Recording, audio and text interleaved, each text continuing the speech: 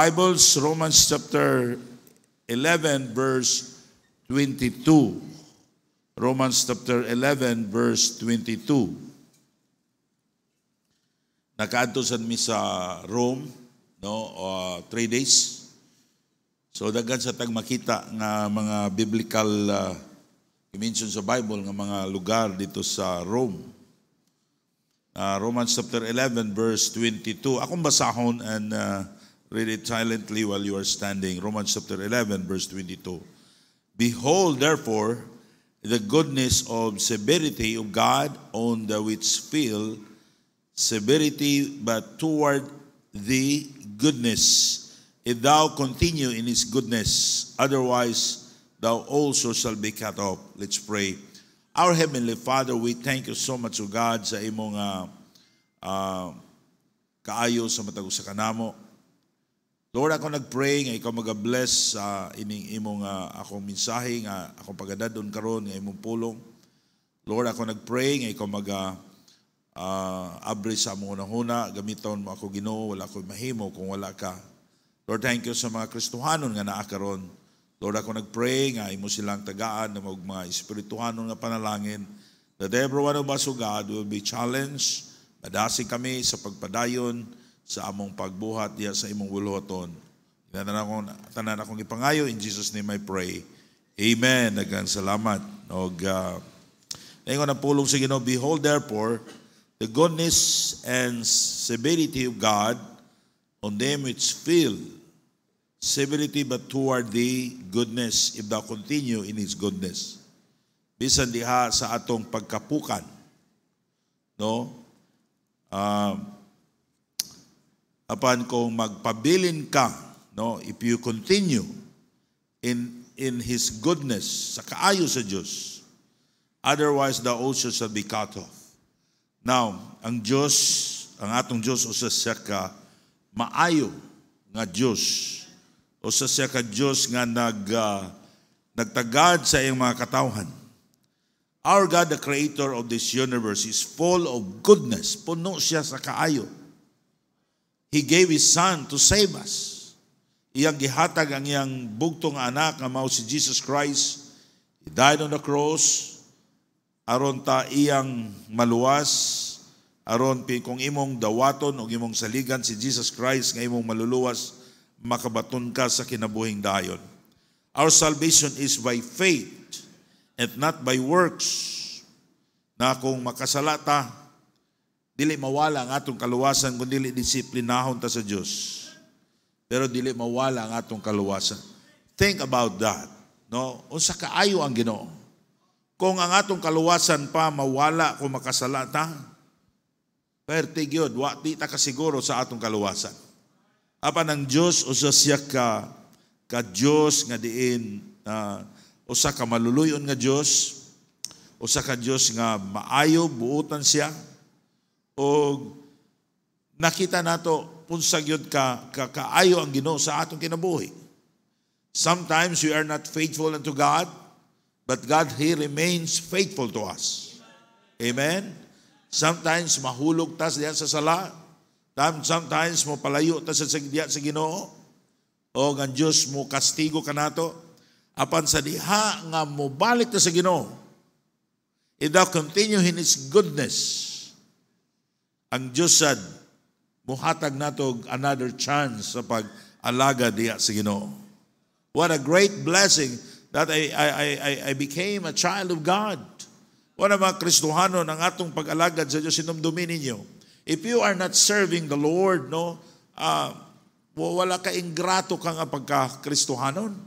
Ang Diyos nagluwas nimo, ang Diyos usa siya ka maayo nga Diyos, pero gusto sa Ginoo nga mupadayon ta until sa pagbalik sa Ginoo. The message this evening, padayon diya sa kaayo sa Diyos. Amen? Now, ang Diyos nagsaad siya sa iyang kaayo sa mga taong nangalagad niya. In 1 Chronicles chapter 17, verse 26. 1 Chronicles chapter 17, verse 26. And now, Lord, thou art God, and hast promised this goodness unto thy servant. Kana ganing mga tao nga unfaithful, mga tao nga usay mobiya din sa Ginoo, gitagaan magay sa Ginoo sa kaayo niya. How much more katong mga Kristohanon nga nagpadayon yun nga nag-alagad sa Ginoo. Iyatang gisaaran sa, and now, Lord, thou art God, and hast promised this goodness unto thy servant. If you're serving God, ang Diyos nag-promise sa nimo og daghan kaayong mga maayong butang sa imong kinabuhi. Young people, remember this. I always say this. Diha sa Ginoo naa ang katagbawan. Diha sa Ginoo ang nindot nga kinabuhi. Sometimes some Christians, they don't want to follow the Lord because they think if they are going to follow the Lord, murag pait, murag bati ang ilang kinabuhi. You are wrong. Ako dugay na akong Christian, I get saved when I was 12 years old. Nakita na akong mga young people namon sa church, murag baliwala na nila ang Ginoo. No? Naroon akong ginakita nga, ang Ginoo, tinuod giday ang iyang pulong. Now, continue in His goodness. Padayon diha sa kaayo sa Diyos. But how to continue in God's goodness. And what it means to continue in His goodness. Unsa man nato pagpadayon diha sa kaayo sa Diyos. Usay may nga nindot na ni, mong gwapo na ni akong kinabuhi. Mausay ang ato ignon kay bright magugko, kay nakaswerte ko. No. Because of God's goodness. Pastor, daghan man kog trials karon, padayon gihapon. Even in trials mo na itong pagkaisutan karon. No? Now, una sa tanan, padayon diya sa iyang kasuguan. When we say God's goodness, we need to remain, we need to continue in God's goodness. It means to follow His commands. Mo padayon ta sa iyang kasuguan. Padayon ta sa pagsimba. Padayon ta sa pagsunod sa iyang pulong. Now, kung gusto ta nga ang kaayo sa Dios magapadayon sa imong kinabuhi, padayon pagsunod sa kasuguan sa Dios. You will continue in God's commandments. God's goodness in our lives, it depends on how we follow His words or how obeyed His command. Kaning kinabuhi, no? Kung ato ning tarungon diha sa Ginoo, we can receive also the good things nga gitagana sa Ginoo sa atong kinabuhi. Right? His commands are good for us. Ang sugo sa Ginoo, dili na makadaot nato para na sa kaayuhan nato.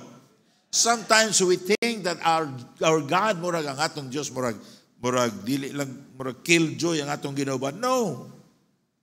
Nasayop yung kanyana. Young people, remember this. You are wrong. God, He wants you to read His Bible. It doesn't mean nga kaayuhan na siya.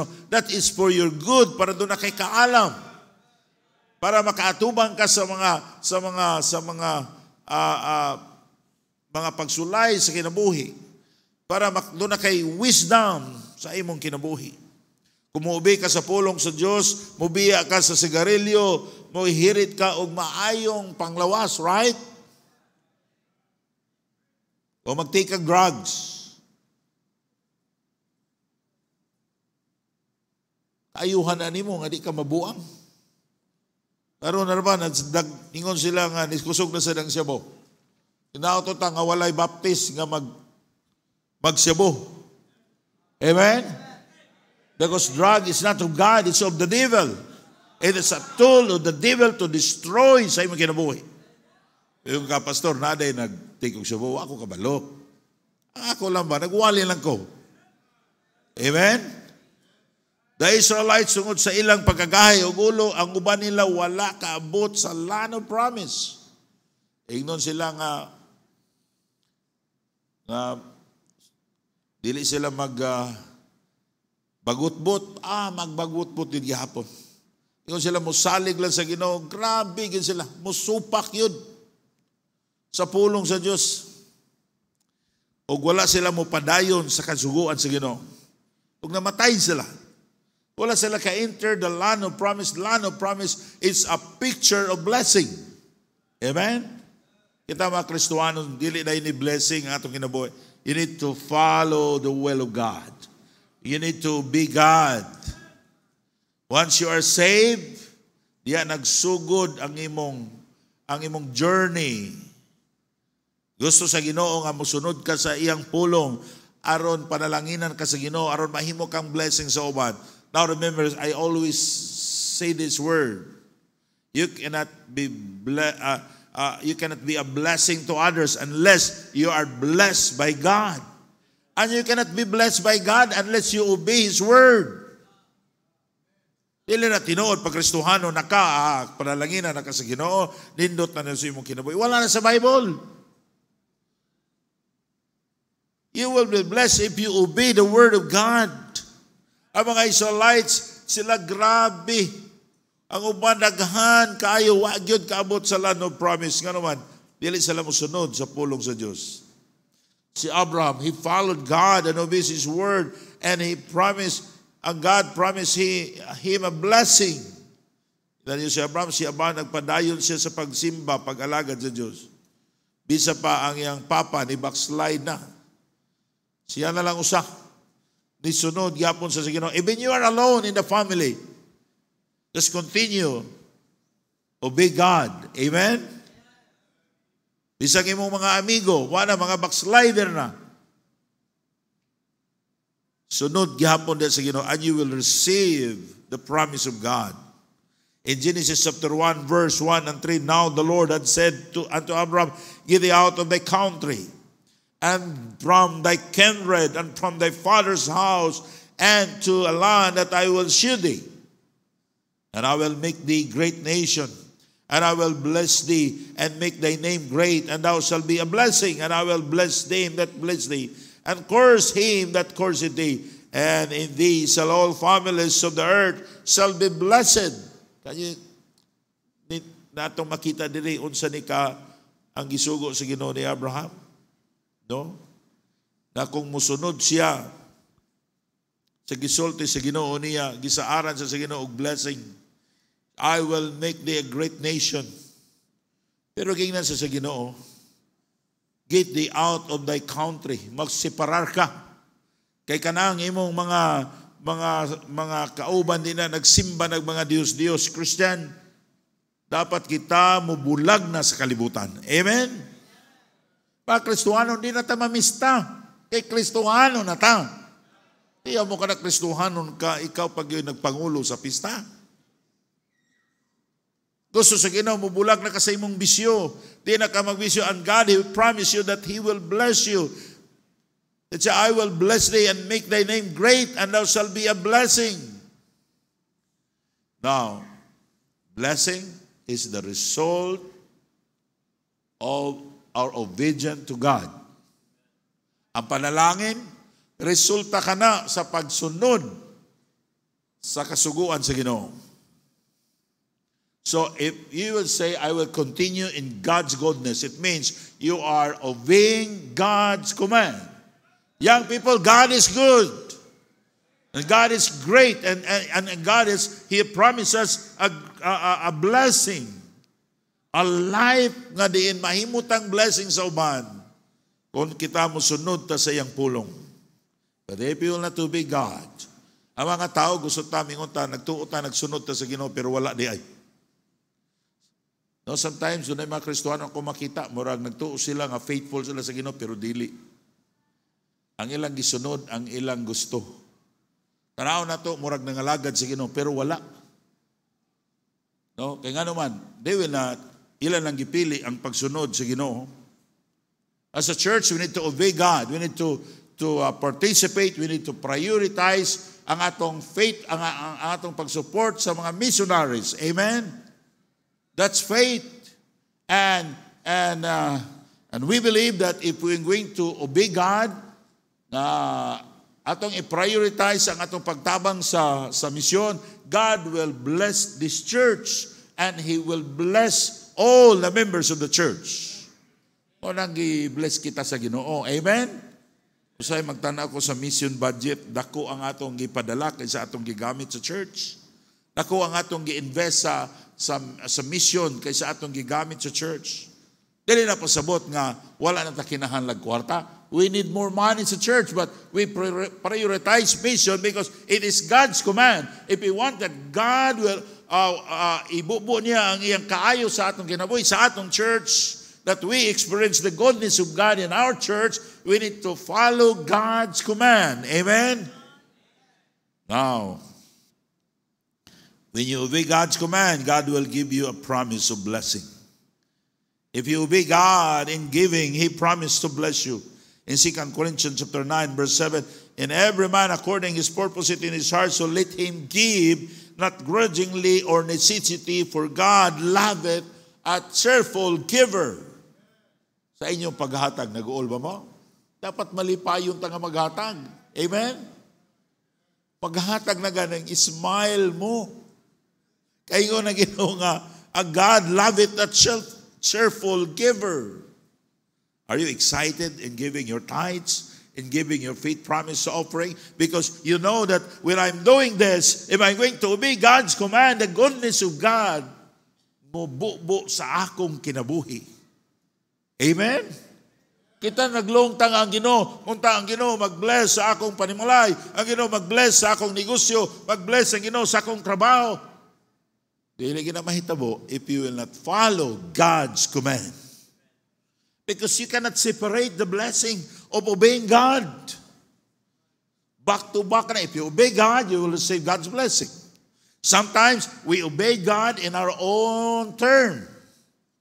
Pero, guys, nangalagad man po ko sa Ginoo. Kailan ko maghatag, No. You must follow what the Bible says.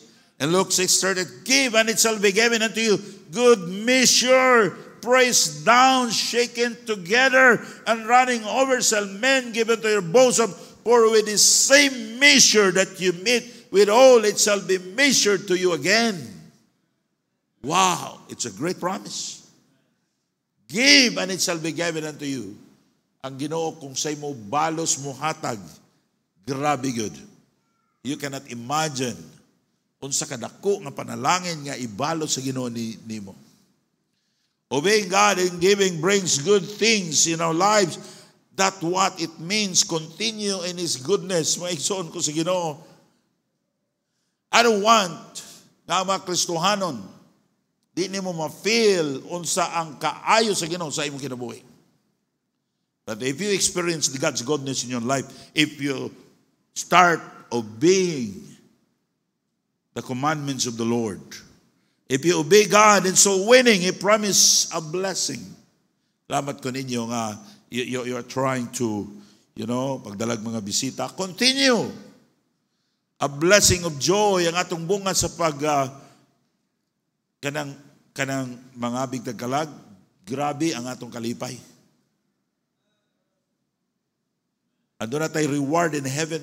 Inigabot na to sa langit. How many people they will run after us and they said, "Brad, salamat. Ganito ko sa kalibutan nimo kung giwitnisan, and now I'm here in heaven." Pagkanindot kayo.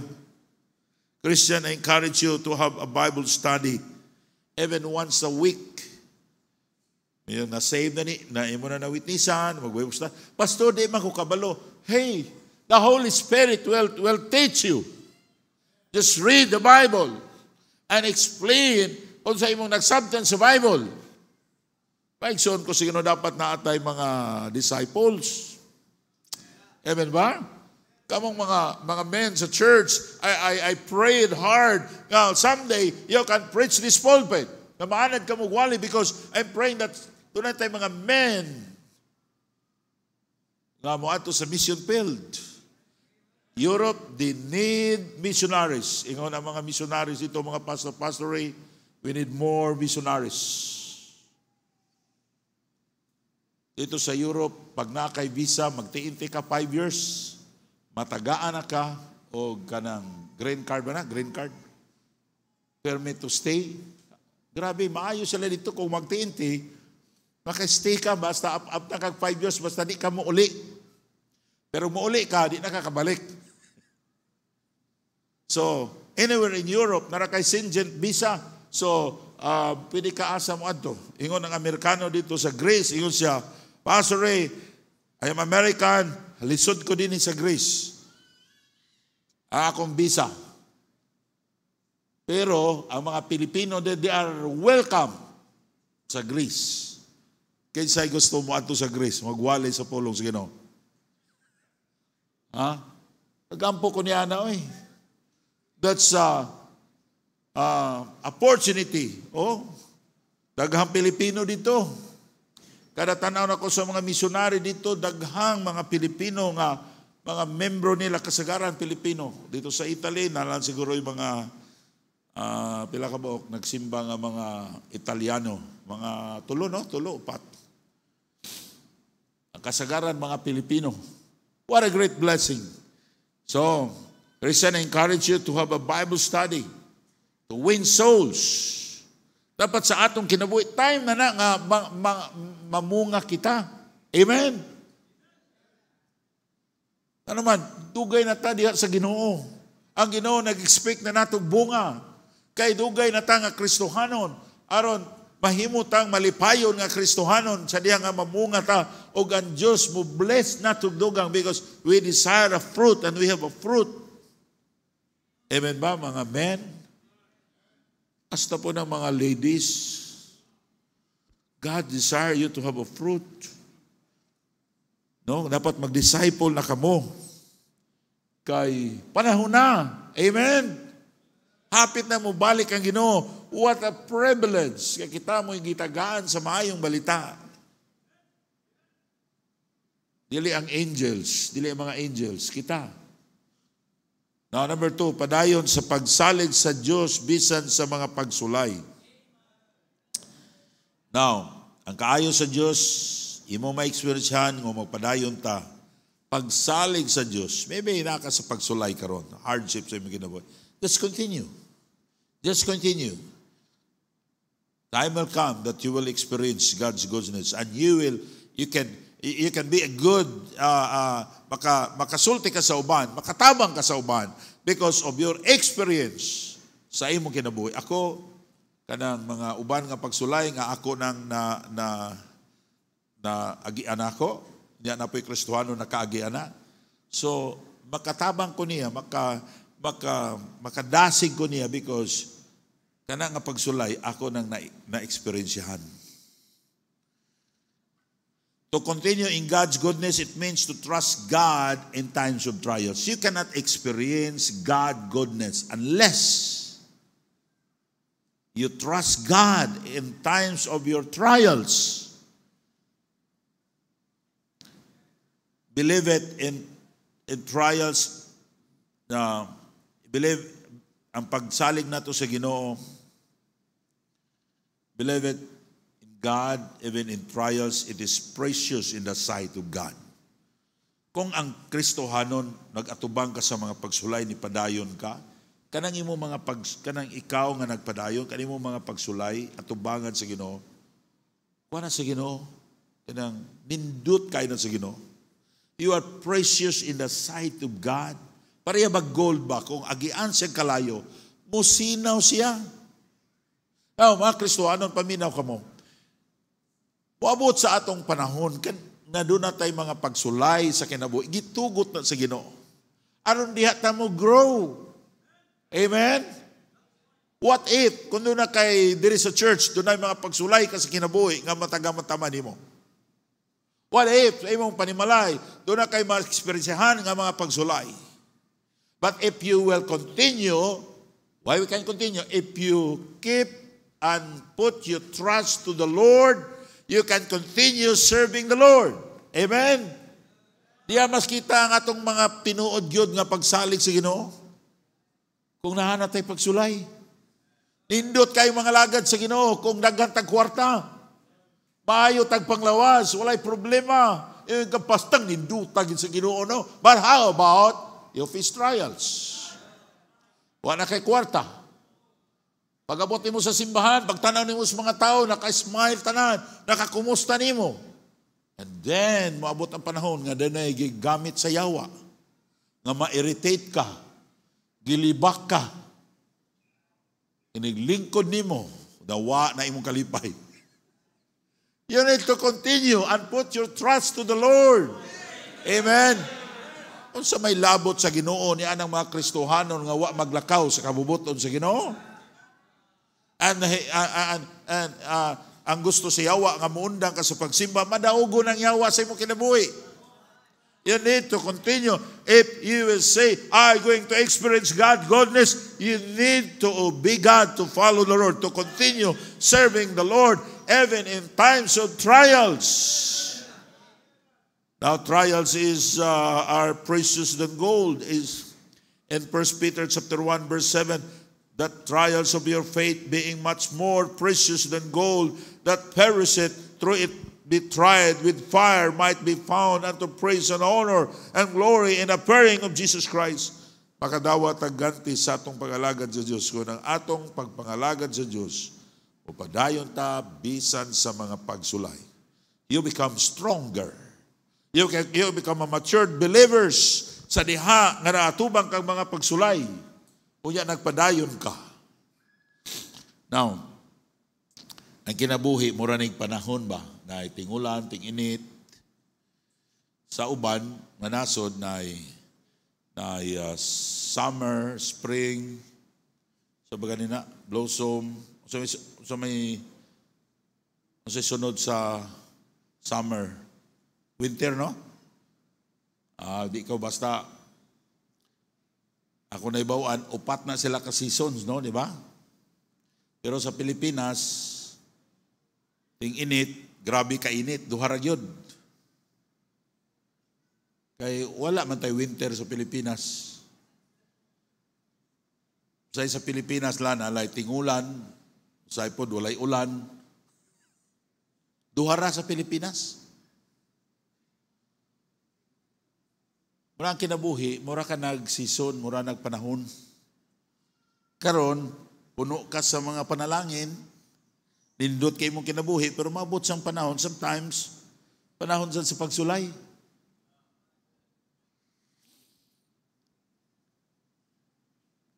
Panalangin o pagsulay, pabilin ta nga mga lagad sa Diyos. If we want nga ang Diyos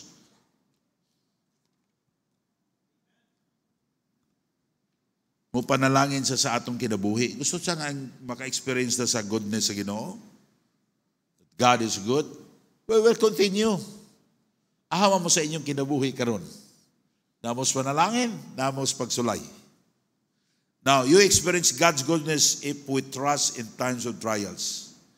Sometimes, trials in financial needs or money.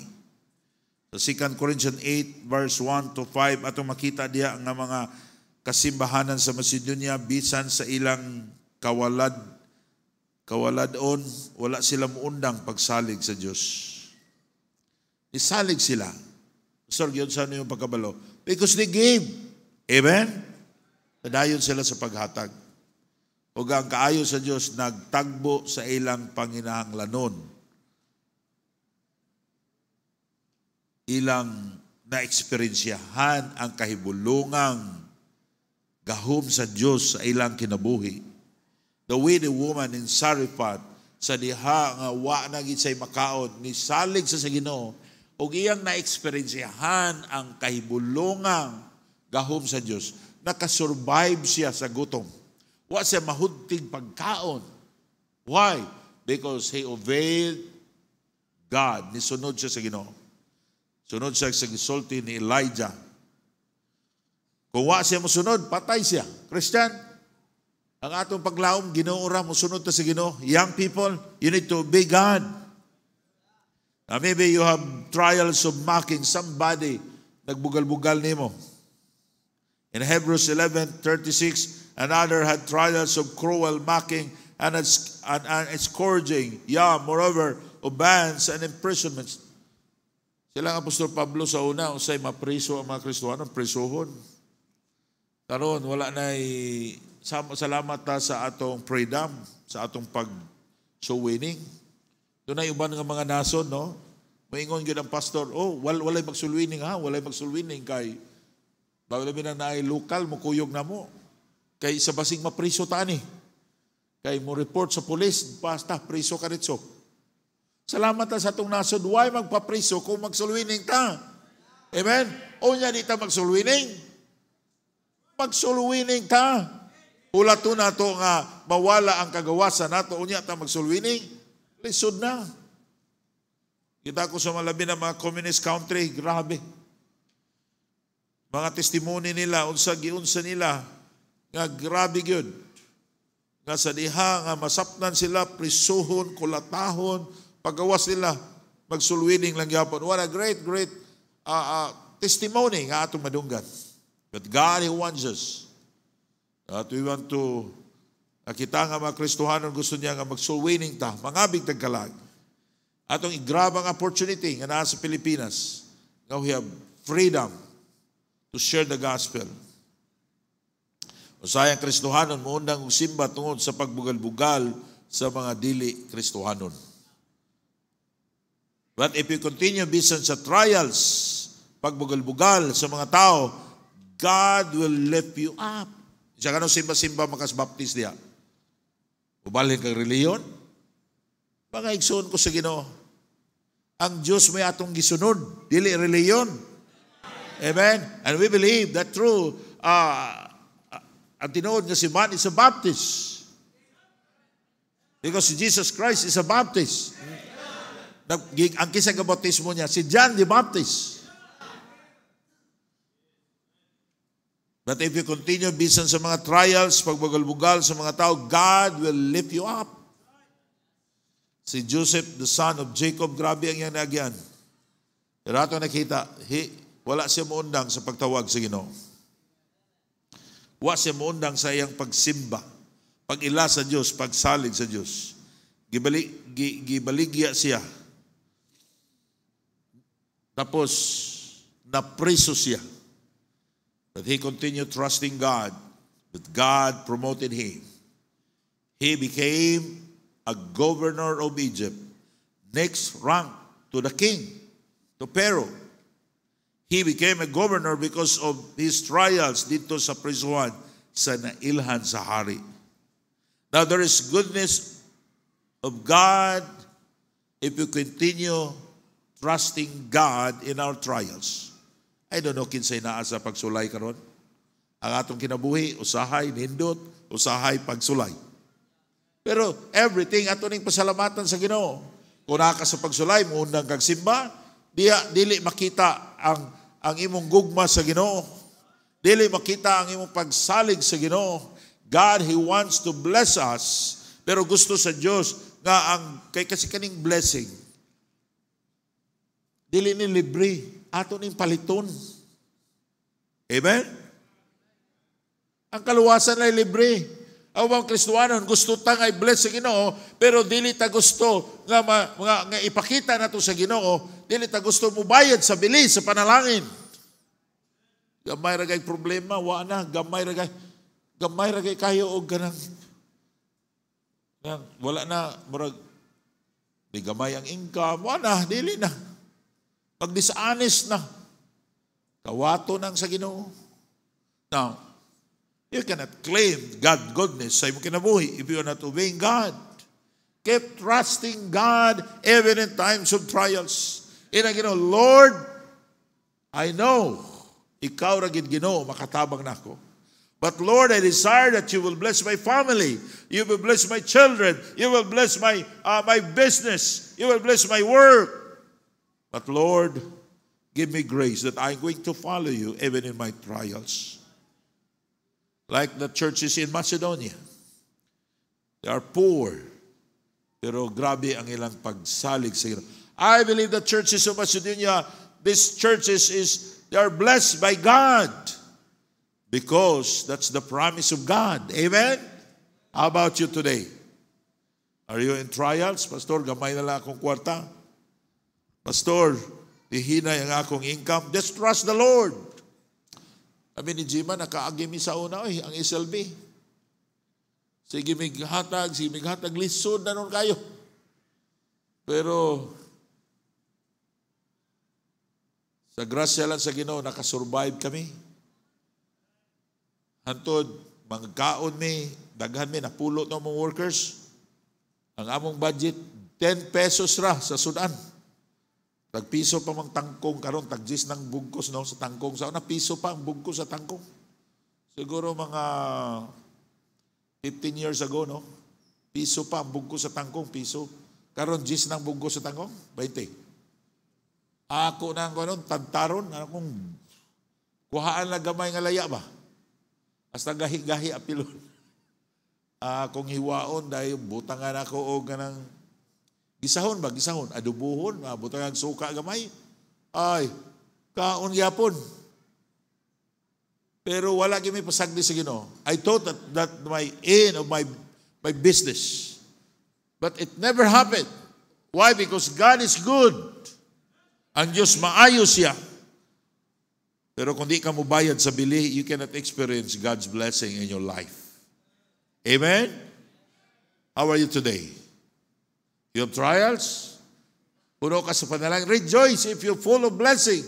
The time will come that mabuto sa another season sa imong kinabuhi.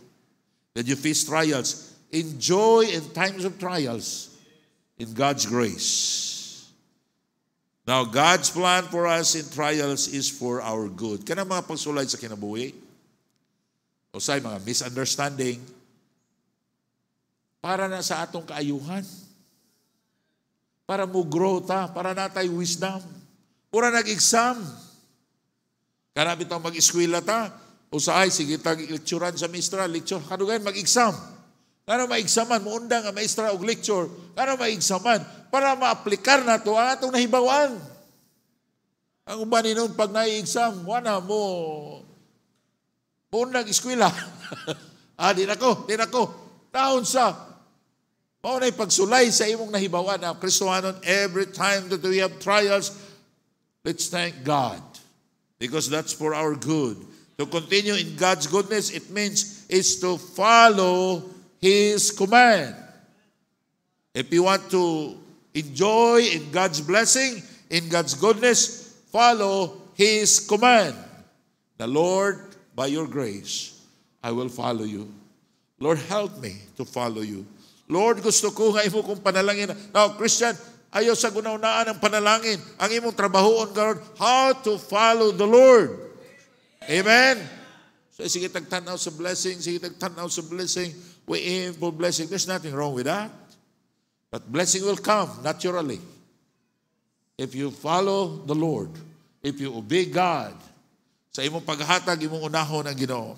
To continue in God's goodness, it means to trust God in times of trials. Kung di ka musalig sa Diyos sa panahon sa imong trials, you will not receive God's goodness, God's blessing. His plan to every one of us is good. Walay plano ang Diyos sa atong kinabuhi nga dili maayo. If you have trials today, God has a purpose. When you are here, amo ka bisita, maybe you are not saved, ang katuyuan sa Ginoo nga imong dawaton si Jesus Christ nga imong maluluwas. Ang pag-adto sa langit dili na pinaagi sa reliyon, makaadto ka sa langit pinaagi ni Kristo. Kung imong saligan si Kristo, imo siyang pangayuag pasaylo ang imong mga sala ug imong pasudlon si Kristo sa imong kinabuhi. His plan to every one of us is good. Continue in God's goodness. Serve Him. Unaha ang Diyos sa imong kinabuhi. Christian, this is the basic sa atong Christianity. Put God first if you want to be blessed by God. If you want to enjoy in God's goodness, put God first. Pagsimba, naata sa simbahan. Adlaw nga Domingo. Amen? Bisag unsa ka kusog sa atong negosyo. Sometimes ang SLB, kusog, usay na panahon nga kusog, kulang ang stock, ang among production sa akong kwenta karon manaw mi 60,000 per hour. Ya adlaw o gabi na ang uban ay relibo adlaw gabi. If we will one day lang, can you imagine every hour 60,000 pilay mawala niya. Dako ang mawala. But ang Ginoo mo'y magpanalangin. Amen. Kanang mission conference, stop ang trabaho bisag unsa ka kadaghan sa order, stop. Ngano man? We put God priorities in our life and we enjoy God's goodness. Some of you gusto mo i-bless sa Ginoo pero Dili niyo i-priority ang Ginoo. That's the reason why. Dili kita mapanalanginan sa Ginoo. Because ang trabaho rin sa Yawa, na dili ta mapanalanginan sa Ginoo. Ang gusto sa Yawa, dili na niya makuha ang atong kaluwasan. Because when you are saved forever. But gusto sa Yawa, pakaulawan ta sa mga tao. Para di makita si Kristo sa atong kinabuhi. Nga nas luwas ito ta, pero di makita ta nga dunay tay Diyos sa atong kinabuhi. Why? Because dili na to ma-experience ang God goodness. Kaya wa na to gibutang si Kristo una sa tanan sa atong kinabuhi. Put God first. Amen? And you will receive the blessing of God goodness sa imong kinabuhi. Let's pray. Our Heavenly Father, we thank you so much, O God, for these people. Lord, thank you for every faithful church members. Thank you, Lord, sa mga tao that are faithful na magsimba, Ginoo. Lord, ako nagpray na ikaw mag-bless sa matausa ka namo, Ginoo, nga ma-realize namo that ikaw usa ka Dios nga maayo bulahan mi nga Kristohanon nga naluwas mi. Pero Lord, gusto namo nga mahimo ming blessing sa uban. Dili mi mahimong blessing sa uban unless imo ming panalanginan. O dili ka kapanalangin namo unless, Ginoo, dili kami mosunod sa imong pulong, Lord, tagay mi grasya. And we can follow your command. Even in times of trials, musunod mi nimo, di mi mausab. Lord, walay mga pagsulay nga wa nimo gitumo nga para sa kaayuhan namo. Lord, help your people to understand. Tanan akong ipangayo, in Jesus' name I pray. Amen.